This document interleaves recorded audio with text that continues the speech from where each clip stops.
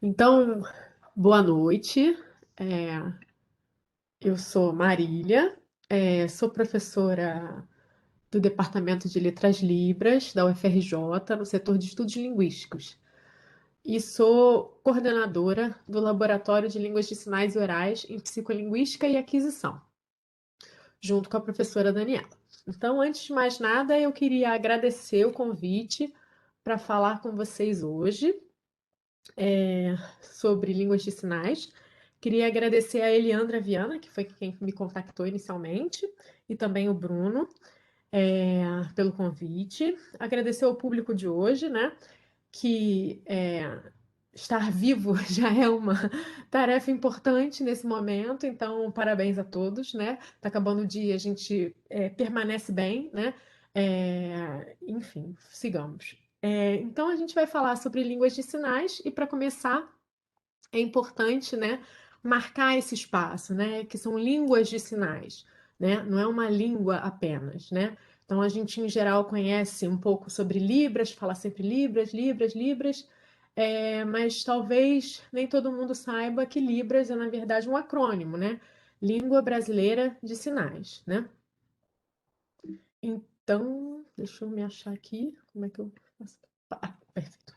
Então, primeiro falar um pouquinho, né, da Convenção dos Nomes das Línguas de Sinais.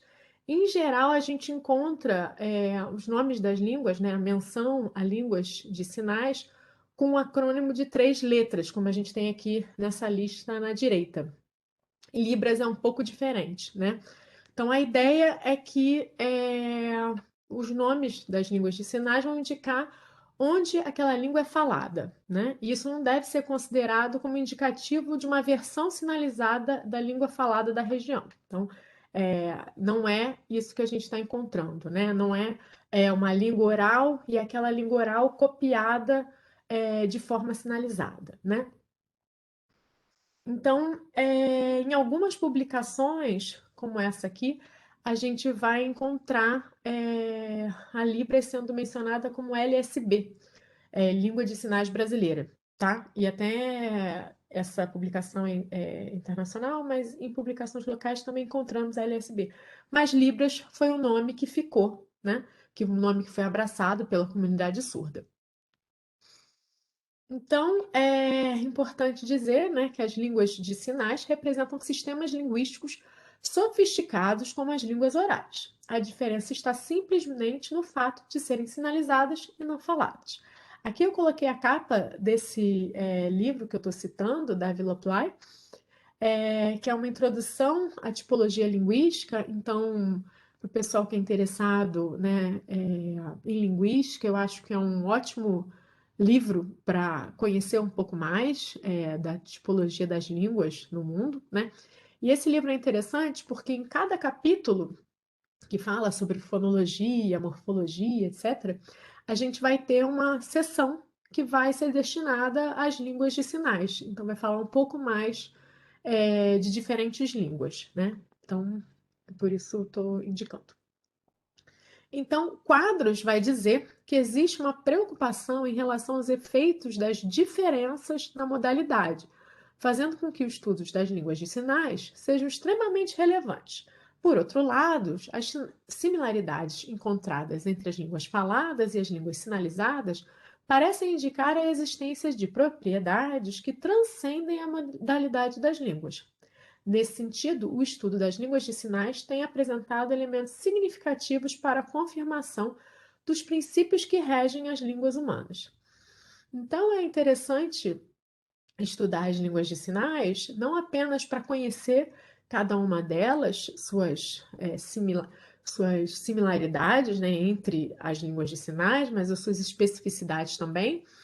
Mas quando a gente compara línguas de sinais e línguas orais, e a gente encontra elementos que são similares, a gente percebe que ali tem uma propriedade que está presente para todas as línguas humanas, né? Então, talvez aquilo seja um universal linguístico, seja algo para além da modalidade. Então, eu trouxe esse artigo, Designing Brain, The Neurobiology of Sign Language, porque nesse artigo eles vão apresentar. Ah, ficou. Peraí, deixa eu... só um segundo. Ficou errado isso aqui. Peraí. Era para ele aparecer. Deixa eu ver se eu consegui consertar. Agora foi. Tá. Então, nesse artigo, eles vão mostrar a ativação linguística de surdos sinalizantes e de ouvintes para o inglês oral, né? Então, a gente observa similaridades na ativação do cérebro enquanto a pessoa está compreendendo aquilo que está sendo produzido. Então, independente dos articuladores, né, de como essa língua está sendo produzida, pesquisas demonstram que o local da ativação em surdos sinalizantes, aqui a língua é a língua britânica de sinais, a BSL, e em ouvintes não sinalizantes, que estão ouvindo inglês, é semelhante. Então, a gente percebe que tem dois grupos de línguas, né? As línguas de sinais e as línguas orais, e essa diferença a gente chama de modalidade, né? Então, mas o que seria a modalidade? Então, são os sistemas físicos ou biológicos de transmissão por meio dos quais a fonética de uma língua se realiza. Então, a gente tem diferentes sistemas de percepção e produção. Então, quando a gente fala das línguas orais, a gente vai ter português, inglês, árabe. O sistema de percepção vai ser o sistema auditivo e produção vai ser via sistema vocal. Então, a modalidade vai ser oral auditiva, né? Então, aqui eu coloquei a produção, né? E como o cérebro é ativado, né? É a área temporal. Ai, meu pai. Peraí, não deu certo. Tá. Peraí, tem alguma coisa errada aqui. E aqui as línguas de sinais, então a percepção vai ser via sistema. Vai ser via sistema. Aqui tá eu errado, gente, desculpa. Vai ser via sistema visual, né? E a produção vai ser via sistema gestual. Então a modalidade vai ser gesto visual. Então a gente percebe pelos olhos, né, aquilo que está sendo produzido, em geral com as mãos, mas não apenas. Agora foi. Então, a modalidade, esse efeito de modalidade vai impactar diferentes níveis de análise linguística, né? Então, a gente pode observar esse impacto da modalidade em diferentes formas, né? De como que você consegue produzir a sintaxe, a morfologia, por conta dessa possibilidade de você usar o espaço para sinalizar, né? Diferente do que a gente tem nas línguas orais. Mas, principalmente, a gente vai ter dois níveis de análise que vão ser mais impactados: a fonologia e a fonética. Mas fonologia, né? Então, se a gente for para a etimologia, o fono seria o som e logia seria o estudo, né? Então, o estudo do som. Então, a gente tem aqui duas citações de manuais de linguística. A primeira diz: a fonologia opera com a função e organização desses sons em sistemas. E a segunda diz: a fonologia trata os sons num plano mais abstrato, no nível da subjacência, inconscientes mentais, ou seja, a competência linguística no uso dos sons. Então, qual é o objeto de estudo da fonologia, né? Então, essa reflexão que a gente fica a partir dessas citações que eu trouxe, né? Eu sugiro, lembrei agora, sugiro para vocês procurarem o número da revista Linguística, volume 16, número 3, em que tem uma entrevista com a professora Daiane Brentari, que vai falar sobre essas questões, né? Em geral, a gente observa, né, esse olhar só para som, porque está falando de um manual para graduação, para pessoas que estão chegando, né, no tema. Então, a gente não tem logo a multiplicidade de possibilidades apresenta o que é mais conhecido dos alunos, e aí por isso mais esse termo sons, né? Mas não seria apenas sons. Opa. Então, a fonologia, apesar da etimologia, vai estudar a forma, né? Pensar a teoria linguística para línguas naturais humanas e ter uma discussão unificada. Vão ser os motivos da gente usar esse termo fonologia, apesar de fono, né, da base, né, representar som. Mas a gente vai ver que a gente vai estar falando de som e gesto, né? E a discussão unificada é importante por aquilo que eu falei, né? Que você conhecendo a diversidade possível, né, da fonologia, você pode pensar teorias linguísticas que abarcam essa multiplicidade de línguas, né? Então, por isso é importante manter é, um grupo unido ali discutindo fonologia. Tentou-se usar outros termos, já se usou quirologia, né, pensando quir um morfema para mão, do grego, já se usou visema, tem outras pessoas que pensaram outras possibilidades, tem uma longa discussão taxonômica, né, sobre essa questão do que seria melhor usar, mas em geral o termo fonologia é o que é mais utilizado. Então, a gente está vendo aqui nessa produção da professora Heloísa Diniz, a gente percebe que na produção dela, em Libras, a gente observa diferentes elementos nessa produção. Alguns vão ser mais salientes para a gente do que outros. Então, as mãos são os elementos, né, mais salientes dessa produção. Então, qual vai ser o trabalho do linguista quando ele vê uma produção numa língua que ele não conhece? Ele vai tentar entender, conhecer o que é saliente e descobrir quais são os elementos mínimos dessa língua, né? Então, esses elementos que eu estou vendo mais, que são mais salientes, são, de fato, os elementos mínimos, são os mais importantes. Há outros menos salientes, mas também importantes, enfim. Um dos pesquisadores, assim, muito citado, mencionado nos estudos das línguas de sinais é o William Stokoe, que é esse que está aqui. Na verdade, outros pesquisadores antes dele estudavam as línguas de sinais, mas com um olhar mais para a educação de surdos, né? Como usar a língua de sinais, as línguas de sinais, para ensinar a língua oral. Então, o foco antes do Stokoe era esse, né? Então, com Stokoe, em 1960, nessa obra Sign Language Structures, An Outline of the Visual Communication Systems of the American Deaf, ele vai fazer uma descrição da SL, Língua Americana de Sinais. Aqui, se vocês tiverem interesse, vocês podem dar uma olhada no site da TV Inis, que tem uma biografia do Stokoe, em Libras e legendada e com áudio. Então, Stokoe vai estudar a SL, vai tentar entender, né, quais são os elementos mínimos, e também, né, conhecer o que são sinais. Mas o que é um sinal, né? Então, a gente fala palavra e nas línguas de sinais a gente fala sinais, sinal. O que é um sinal? É uma unidade de uma língua de sinais, construído como com todos os morfemas de formas isoladas de seu próprio sistema linguístico. Então, a gente tem aqui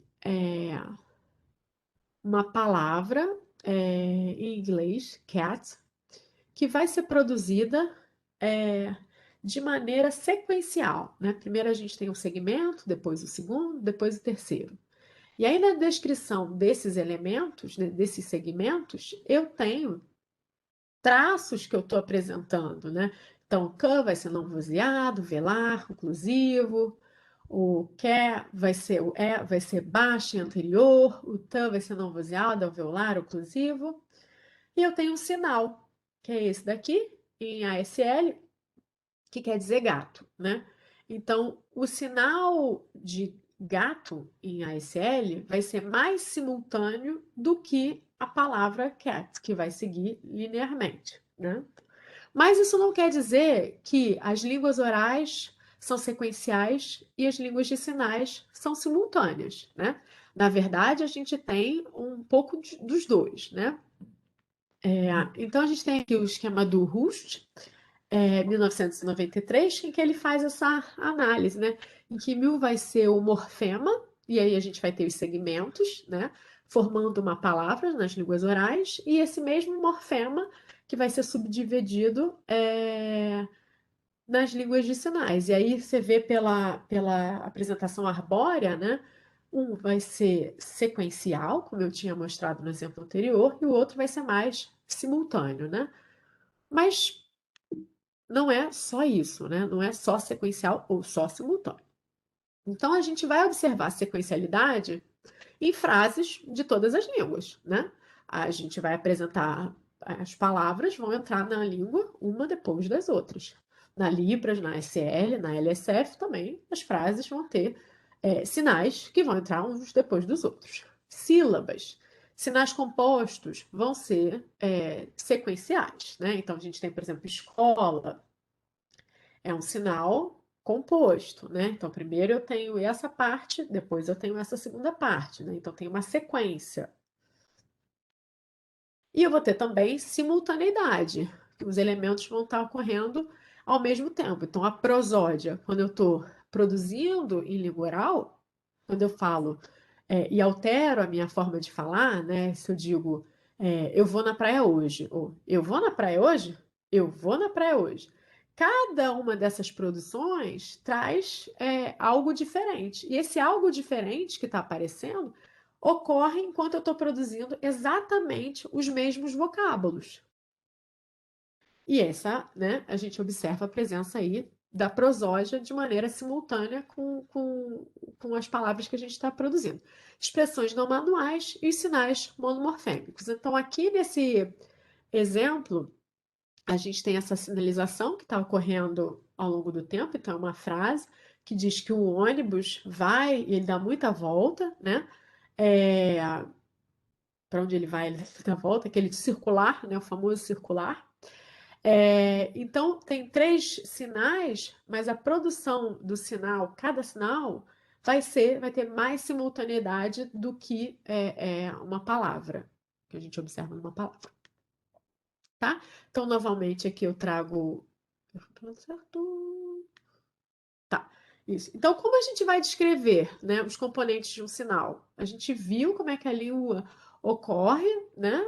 Observou, e agora a gente quer descrever essa língua. Como que a gente descreve esses componentes? Tá. Então a gente pode descrever de diversas maneiras, em diferentes níveis. Se a gente quiser falar da forma, normalmente a gente vai observar 2 caminhos. A gente pode falar mais da fonética, né? E analisar como esses elementos vão ser produzidos, percebidos, né? Esses aspectos físicos que estão envolvidos ali na produção. E pode olhar para um viés mais da fonologia, vai olhar para línguas específicas e observar esses elementos contrastantes e abstratos de cada língua.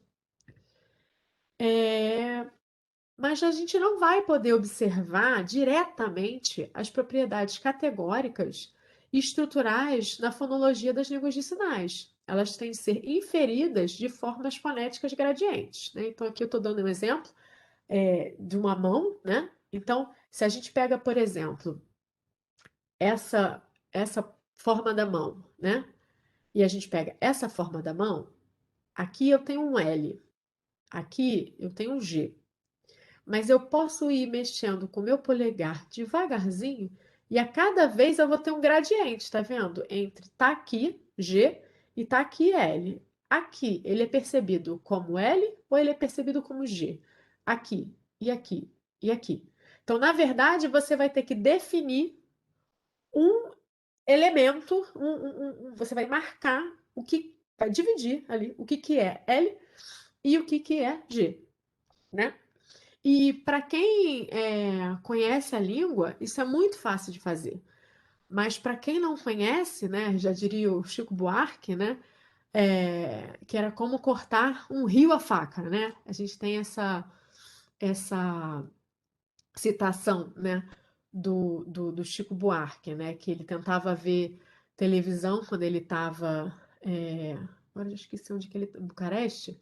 E aí ele não entendia o que estava sendo dito na televisão. E ele era como cortar um rio a faca. Eu não conseguia descobrir onde começava uma palavra e onde terminava uma palavra, né?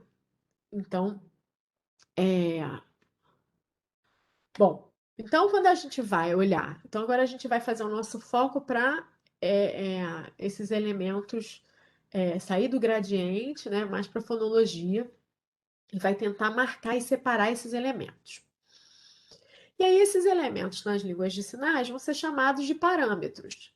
E vão ser chamados de parâmetros porque no momento em que estava se definindo é, a separação desses elementos, tinha uma discussão se como usar traço, qual seria o melhor nomenclatura, e acabou ficando parâmetro. Então, vamos começar nessa descrição desses parâmetros, né? Então, um parâmetro que é super conhecido e é meio evidente é o parâmetro que é conhecido como configuração de mão. Eu não vou discutir com vocês essa questão da nomenclatura, mas tem uma discussão profunda sobre isso, né? Sobre a configuração de mão, se é forma da mão, enfim. Então, configuração de mão vai ser a forma da mão, consiste em um ou mais dedos selecionados em uma determinada posição, estendida, fechada, curvada ou dobrada.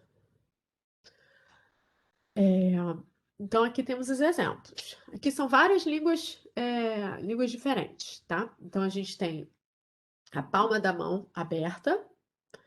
Então, a gente tem vários sinais. Aqui outros.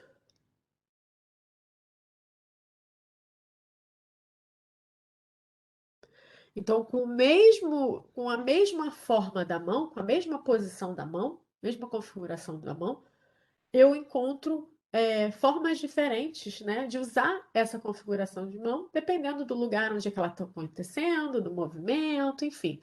Vocês conseguem ver aí diferenças, né? Mesmo não sabendo descrever a língua ou as línguas, você consegue ver que alguma coisa é diferente, né? E aí você pode levantar hipóteses do que é relevante e o que é diferente e contrastivo. Outra citação que eu trago é de Rust e Koige, está no prelo. Eles vão reafirmar que a forma da mão ela não pode ser vista de maneira holística, mas sim internamente complexa, admitindo uma unidade de seleção de dedos e outra de configuração dos dedos. Então vamos ver agora uma tabelinha que vai mostrar para a gente a questão da seleção de dedos. Então, quando a gente fala da seleção de dedos, a gente pode ter a seleção de um dedo, no caso do indicador, do lado ulnar, que é esse lado daqui da mão, o mínimo. A gente pode ter um e todos, então o indicador e o médio, desculpa. O indicador, todos em um, né? Indicador, o médio e o anelar, ou todos. Então ali é todos menos um menos todos, né? O mínimo embaixo, lado lunar, indicador e mínimo, e médio, anelar e mínimo, assim, tá? Bom, então, quando a gente fala de configuração de mão, a gente tem alguns traços subjacentes. A gente pode falar da seleção de dedos, foi o que a gente falou, do polegar, do papel do polegar. Então, quando a gente fala da seleção de dedos, o polegar não entra como um dedo da seleção. O número das mãos, né? Se você faz o sinal com uma mão ou com as duas mãos. A abertura dos dedos, se ele está espraiado, se ele está aduzido. E a flexão das juntas, né? Então, as juntas vão ser cada pontinho desse daqui. E aí você pode falar de como elas estão sendo flexionadas, né? E aí a gente pode fazer toda uma análise fonética, né? De falar dos detalhezinhos de como cada junta vai ser trabalhada. Em geral, nas línguas de sinais, a gente tem mais trabalhos com fonologia do que com fonética. Talvez porque na fonética, não tão focado na fonética, porque em geral, como os articuladores são externos, né? porque eu preciso poder ver o que está sendo produzido, parece evidente qual é a forma que está sendo feita, né? Diferente das línguas orais em que os meus articuladores são internos e você vê pouca coisa, né? Na verdade, você só vê a forma da boca, né? E aí eu tenho até um slide depois, se vocês estiverem interessados, eu posso mostrar da interferência, né, que acontece nas línguas orais desse input visual, né, e como isso interfere na percepção auditiva. Mas isso é mais para frente, se vocês estiverem interessados. Então eu li tudo. Tá. E isso vai aparecer de forma diferente nos modelos fonológicos. Então, quando a gente pensa na configuração de mão, ou hand shape, como está nos textos em inglês, a gente pode pensar num iceberg. A gente está vendo uma coisinha, mas na verdade tem uma profundeza de coisas, né? Vamos falar do polegar, da seleção dos dedos, flexão das juntas, número das mãos e abertura, né? Então aqui eu tenho um exemplo. Aqui em língua de sinais argentina. Seleção dos dedos, polegar, flexão das juntas, número das mãos e abertura dos dedos. O que vocês me diriam? Quais são os dedos que são selecionados aqui? O Acho que anelar. O O anelar anelar? não, opa. E o Falei mindinho. errado o nome. Mindinho. O mínimo. O mínimo. O mínimo. Isso. Então, o mínimo está sendo selecionado, né? O polegar está estendido, está Acho que abduzido, tá. tá, né? Então tá. Então essa. E em relação à flexão das juntas, como é que estão as juntas? Está estendido? Como é que tá isso? Então, 3 dedos estão Tá flexionados, não é isso? flexionado.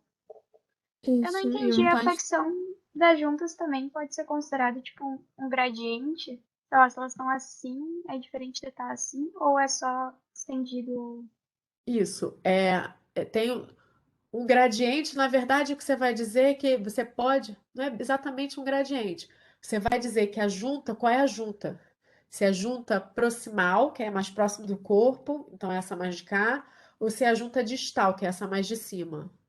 E aí, dependendo de qual junta que está flexionada, você tem a forma como você flexionou essas juntas, né? Então, pode ser distal ou pode ser proximal, tá? E o número das mãos, aqui ele está fazendo com uma mão ou 2 mãos? Duas. Tá. E a abertura dos dedos, está mais espraiado ou está mais abduzido? Abduzido. Acho que é abduzido, não sei. Bom, então agora em relação ao movimento. Então a gente tem 2 tipos de movimento. Então, o movimento pode ser com 2 locações, então ele é direcional, ou ele pode ser local ou interno na mão, tá? Então aqui a gente vai ter um exemplo, que é o sinal de ajudar. Então vocês diriam que é que tipo de movimento? Direcional ou local? Ele é interno da mão ou ele mostra uma direção? Acho que é direcional. Direcional. Isso. Então, ó, ele estava aqui embaixo. Não sei se vocês conseguem, o que que vocês veem, porque tem uma barra gigante, co-organizadora. Então, não sei o que vocês veem. Mas, enfim, tá aqui a mãozinha e aí depois sobe, né? Então, tem esse movimento para cima, né? Então, os movimentos direcionais, eles podem ser alto para baixo, baixo para alto, em linha reta, né? Circular, curvo, e zigue-zague, tá?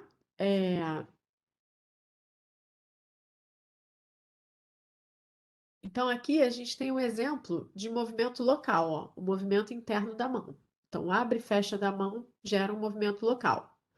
Não está se movendo para lugar nenhum essa mão está parada, mas ela abre e fecha. Então, o movimento é local, tá?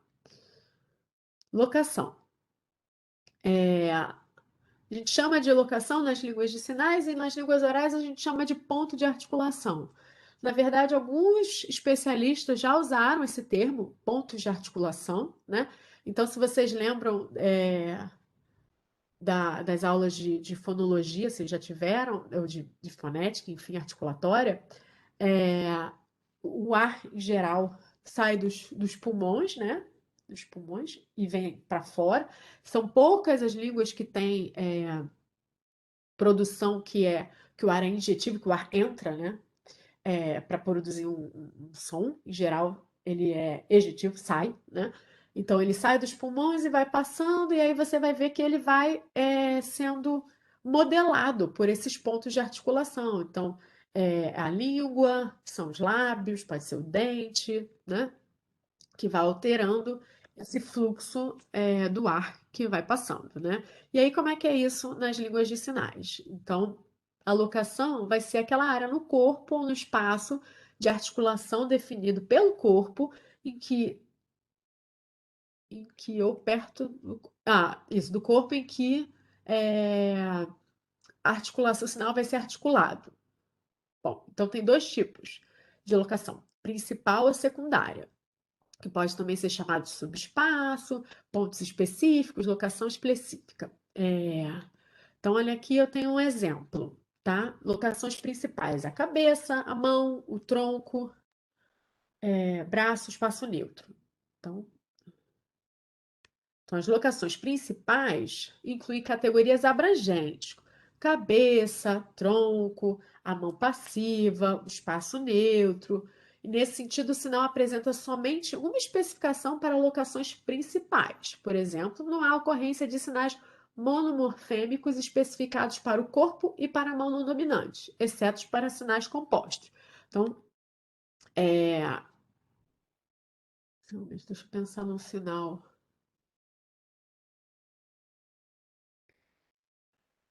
Lembrei. O sinal de menina, ele tem um primeiro momento, um sinal composto.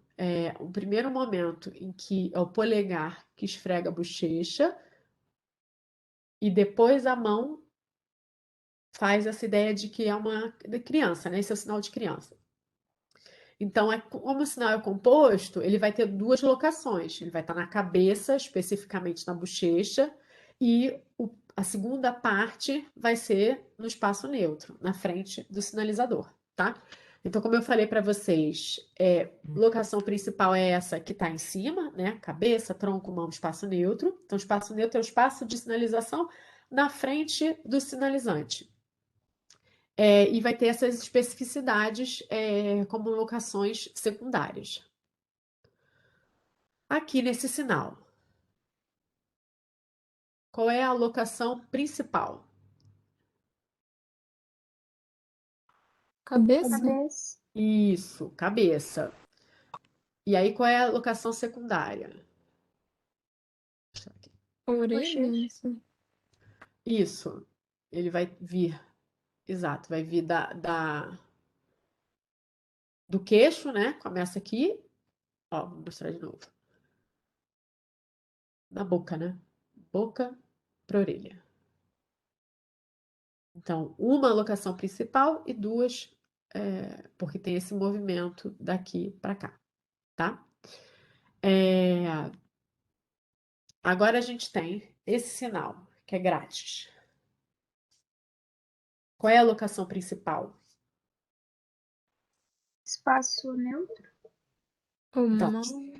mão, isso. Espaço neutro é o espaço de sinalização. Então, você pode pensar no espaço neutro como uma sinalização no ar. Então, lembra aquele exemplo que eu dei aqui, ó? Só um segundo que eu estou voltando. Aqui. Tá vendo? Aqui a sinalização desse verde de baixo, no quadrante de baixo, tá vendo? Que é assim, literatura. Essa sinalização está ocorrendo ancorada no corpo, está na frente do sinalizante. Então, ela fica aqui nesse espaço neutro da frente, na frente do sinalizante, tá? Então eu não mencionei, não expliquei isso para vocês, talvez seja importante, né, mencionar, que normalmente o sinalizante tem uma mão dominante e uma mão não dominante. A gente não fala direita e esquerda porque acaba levando a confusões. Por quê? Porque para a maioria da população que é destra, a mão dominante vai ser a mão direita. Mas tem aquele grupo que vai ser canhoto, e aí a mão dominante vai ser a esquerda. Mas também acontece de você estar sinalizando e precisar, por qualquer motivo, alterar a sua mão dominante. Então, assim, é predominantemente a mão que você escreve, a mão dominante, mas não sempre. Na hora de sinalizar, você pode alterar. Vai depender de como você está se organizando no espaço. Então, isso vai ter uma influência, né? Se você, por exemplo, colocou dois grupos no espaço, e aí vai falar de alguma coisa, você vai falar daqui, e aí você pode fazer sinais monomorfêmicos com a mão direita e não com a mão esquerda, que é a sua mão dominante. No meu caso, a minha mão esquerda é a minha mão dominante, né? Então, por isso que eu já sou um exemplo desse uso diferenciado. Enfim, então aqui ele está com a mão de apoio, né? Essa mão de apoio é a mão não dominante, né? E a mão dominante passa por cima. Então vocês falaram mão. E especificamente vai ser a palma da mão. Tudo bem até aqui?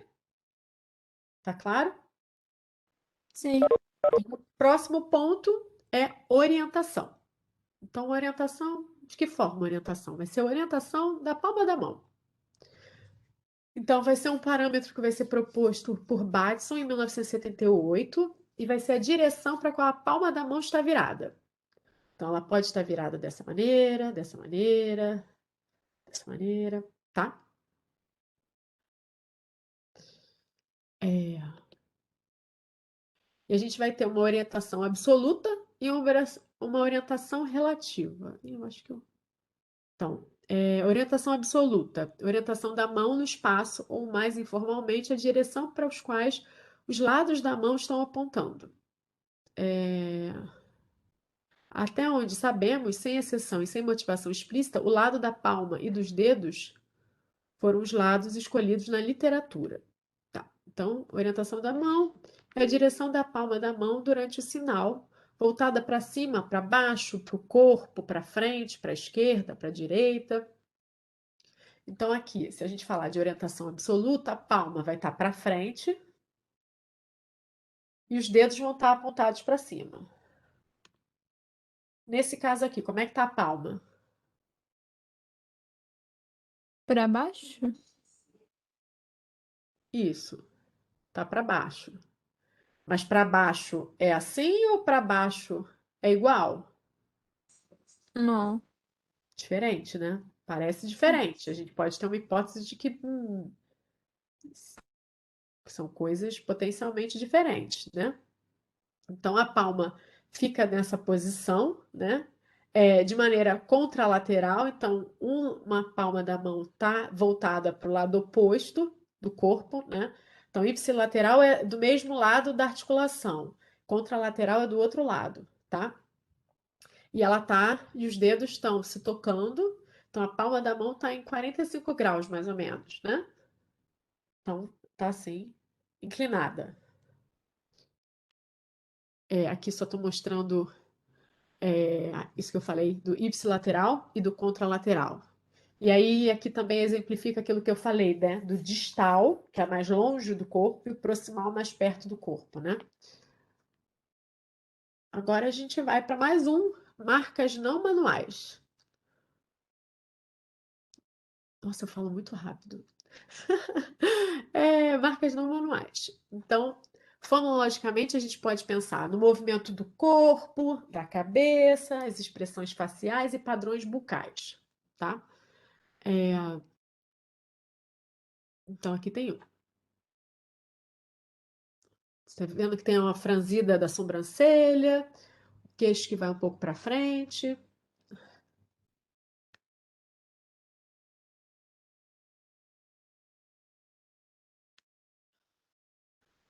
Então, o rosto, a gente pode pensar na parte superior, sobrancelhas franzidas, olhos arregalados, um lance de olhos, olhar para um lado para o outro, sobrancelhas levantadas. Parte inferior, bochechas infladas, bochechas contraídas, lábios contraídos, projetados, sobrancelhas franzidas. Então, normalmente faz assim, né? Um correr da língua contra a parte inferior interna da bochecha, apenas a bochecha direita inflada, assim, né? Contração do lábio superior e o franzir do nariz, tá? Então, essas coisas vão acontecer de maneira linguística, tá? Não é só uma coceira no rosto, mas tem uma propriedade linguística e ela vai acontecer, como eu falei lá no começo, né? Junto com o sinal, com a produção do sinal. Ela pode acontecer sozinha, mas em geral, e isso também é uma discussão, né? Se você tem sinais que podem acontecer apenas por conta, com a produção não manual. E aí, se sim, isso indica que é realmente um parâmetro e não um elemento como a prosódia, por exemplo, né? Que aparece ou não aparece. Bom, cabeça, você vai ter o balanceamento para frente, para trás, do tipo sim, o balanceamento para os lados, do tipo não, inclinação para frente. A gente viu aqui nesse sinal a inclinação para frente, que ela bota o corpo para frente para produzir o sinal.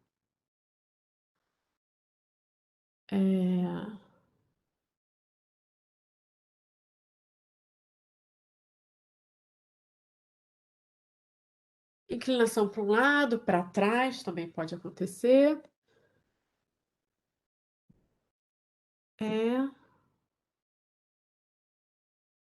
Rosto e cabeça, parte superior, cabeça projetada para frente, olhos levemente cerrados, sobrancelhas franzidas, cabeça projetada para trás, olhos arregalados, tronco para frente, para trás, balanceamento alternado dos ombros, enfim. Essas são algumas opções. Mas, afinal de contas, quantos parâmetros? Então, a gente tem propostas, eu falei assim, de vários parâmetros, e afinal de contas, quantos que a gente vai ter, né, para descrever as línguas de sinais? Então, os parâmetros, eles são construtos teóricos para descrever uma língua, eles não são a língua. Então, a gente não pode dizer, Libras tem 5 parâmetros, né? A proposta teórica, né, de descrição linguística que mais se adequa é uma proposta com tantos parâmetros, né? Então, a gente vai observar aqui. O Stokes, que eu mostrei para vocês, no trabalho dele dos anos 60, ele indica 3 parâmetros, e vocês notam que a terminologia dos parâmetros já é diferente daquela que a gente observa mais comumente hoje. Então, aqui eu repliquei o que eu apresentei para vocês para ficar mais fácil, senão vocês iam ler designador, tabulação e signação e iam ficar, mas o que isso quer dizer, né? Então, agora você já tem uma noção, né? Designador, configuração de mão, tabulação, locação, signação, movimento. Então, Batson, Krasborn e Cujo, de 97, e Brentari, 2001, vão propor 4 parâmetros. Forma da mão, né? Movimento, locação e orientação. Klibe, Belugi e Ferreira, 1995, vão propor 3 parâmetros principais, configuração de mão, ponto de articulação e movimento, e 3 parâmetros secundários, disposição das mãos, orientação das mãos e região de contato. Carnop 97, Quadros e Carnop 2004 e Brentari 2012 vão indicar 5 parâmetros, que são esses aqui: configuração de mão, movimento, locação, orientação da mão e expressões não manuais.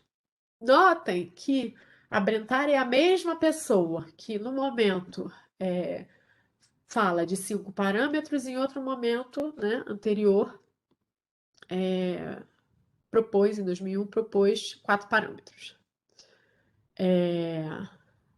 Tô chegando ao fim. Então, eu peguei essa questão que tinha numa prova anterior, né, nessa prova IORA, da fase 1, e achei que a gente podia dar uma olhada, né? Então, diz assim: os linguistas, para entender melhor os sons que carregam a fala, às vezes decompõem esses sons em aspectos específicos.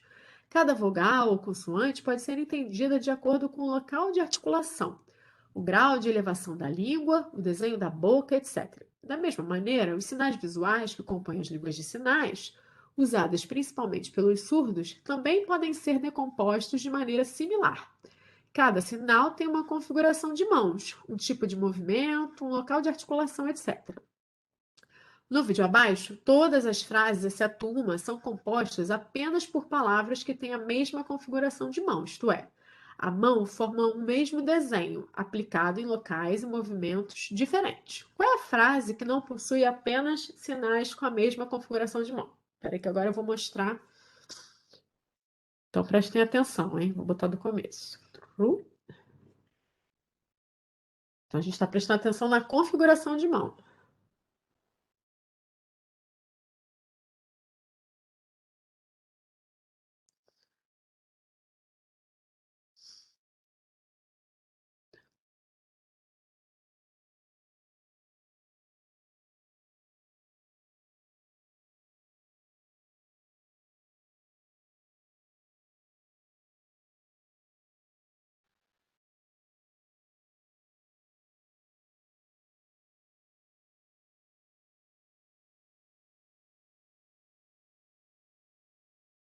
E aí, povão? Qual é a letra certa? Desculpa, você tinha que dizer qual que não tinha sempre a mesma, é isso? Sorry. Foi a letra B. Foi a letra B. Letra B, né? De Continua batata. assim. Então, em geral, ela estava sendo feita com o polegar e o indicador, né? Então, a seleção dos dedos era o indicador, né? Que estava estendido em geral, mas teve alguns sinais em que ele é flexionado, né? O indicador. Mas o B é a frase que tem uma configuração de mão diferente, né? Então, eu peguei esse exemplo para vocês praticarem. Agora eu tenho que voltar para cá. Tuf. Bom, então eu trouxe alguns exemplos de palestras que vocês encontram nesse. Não sei se vocês estão acompanhando esse Abralinho ao vivo. Eu selecionei algumas, mas tem várias. Não são só essas. Essas são especificamente as três primeiras, especificamente de Libras, a última de línguas de sinais indígenas. Então, eu acho que é uma oportunidade de conhecer essa diversidade, né? Uma língua de sinal que é também de um grupo indígena, né? Mas tem outras, é, tem palestras sobre desenvolvimento cerebral, organização cerebral, ativação cerebral, da Emory, enfim, eu selecionei só algumas, mas dá uma olhada lá no canal do YouTube da Pralinha ao Vivo, que vocês vão conhecer ainda mais palestras sobre o tema. E é isso, gente. Obrigada. O bonequinho não falou obrigado, ficou aqui parado. Aqui as minhas referências, tem mais referência, enfim. É isso.